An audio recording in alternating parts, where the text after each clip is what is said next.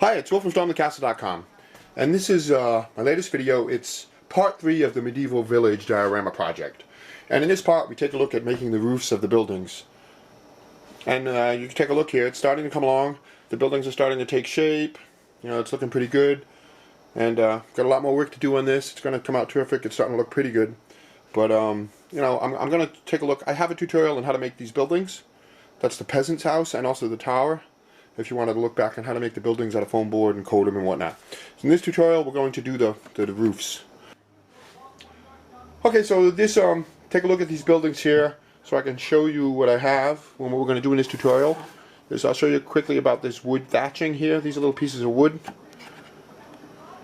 and that looks great. And there's this type of roof which are cast in the plaster. That's like a mold that I made. Looks like thatching. And then this type of roof, which is my favorite, is the clay, curved shingles. So I'll show you the processes for making these.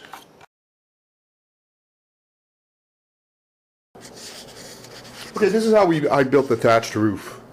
First I rolled out a bunch of cylinders of clay, and then I flattened them to make layers.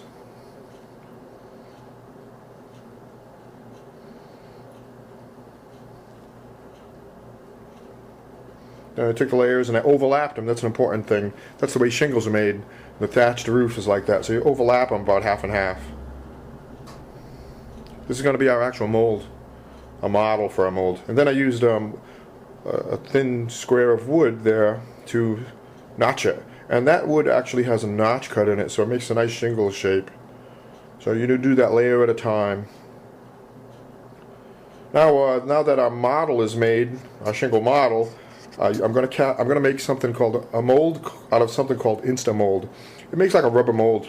You just mix powder with water, and then you pour it in. It's pretty easy. So I mixed that up, and then I poured it in the mold. And you can see there I actually hot glued 4 pieces of wood around the model, so it would hold in the rubber.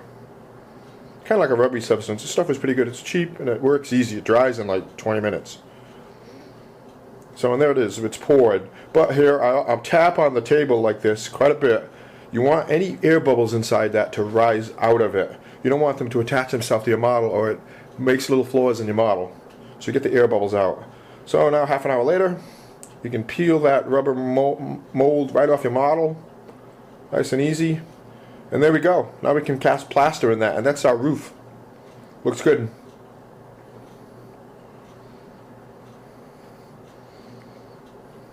So that's exactly what I did. I mixed up some plaster of Paris. You can use hydrocal, which I like a little better. It's lighter and stronger, but plaster of Paris is fine. You mix a little bit up, and you pour it in your mold. Get it around, distribute it around nice and evenly. And as we did with making the rubber mold, now that we're casting the plaster, you want to tap on the table to get the air bubbles out. Very good. Just like that. So, once that's dried, in 40 minutes, something like 40 minutes, you can peel it out, but it's not fully cured. That takes overnight, but there you go, it looks good. That's a blank of our roof. Now we can work on this. So, you can sand it down, file it down, get it smooth, get all the rough edges off of it.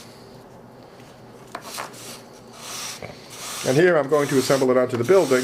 So I'm actually sanding down the edge that meets the other half. See, just like that. Makes a nice fit.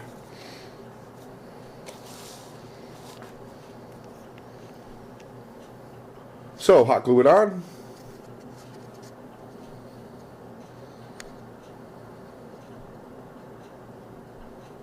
Or use any kind of glue you want. Now we want to patch that seam between the two halves. So I mixed up a little bit of plaster of Paris and just brushed it in to make it seamless.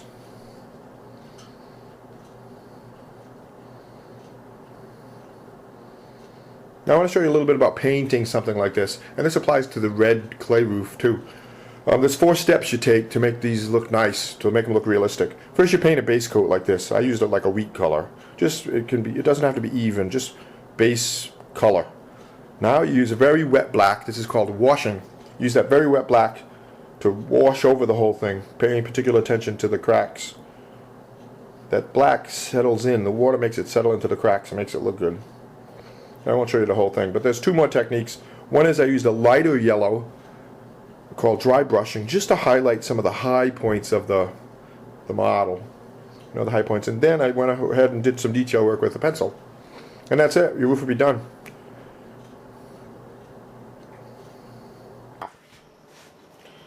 Okay, so this is how I made these the clay shingle that gives you that great look on it. Let me show you real quick that process. I rolled out some clay, flat, and about, you know, a 1/4 inch thick. And then I actually used a dowel to make the impressions in rows. And you have to do them a row at a time. Don't go this way with them. Go this way. Do a whole row, do another row, because then the shingles overlap correctly.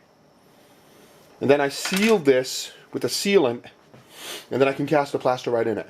You can't make a rubber mold out of this. Well, you could. Then you'd have to make another one, because the shingles will come out backwards. I don't know if you can understand that, but casting the plaster directly in this, the shingles come out the right way. Concave. So, and here's one right here that I'm doing. I made the same thing. I have the plaster of Paris cast right in that, and when that's dry, I can remove it and make the shingles. So that's pretty simple. You know, experiment with a lot of different ways to, you know, to use plaster at casting. Okay, so now let's make the wood thatched shingle. That's easy enough. Get some balsa wood, cut it into strips. Vary the strips. Some are a little bit thicker and thinner than others, narrower, wider. You want nice variety on those shingles. It looks more realistic. And then you cut those strips into pieces, into shingles. And some longer than others, some short, some long. You want nice variety is the best. Now it's as simple as gluing them on layer by layer. Put a horizontal row, put another horizontal row, and you can see I'm just doing this on like a model piece of foam board so you can see how to do it. There you go. Looks good. I like these shingles. The thatched shingle look is nice. There we go. You can continue on and then paint them up and they'd look great. So, that's it. That's how to make roofs for our Medieval Village Diorama. This Medieval Village is coming along, a lot more stuff to do. It's going to be terrific when it's done. But there's the 4 different types of roofs. That green one, I've done that one in the previous tutorial. But there's the clay shingles that are red. Then there's the thatched shingle that I cast and plaster. And then the wooden thatched ones that I just showed you. And that green one is the peasant's house. I have that in another tutorial.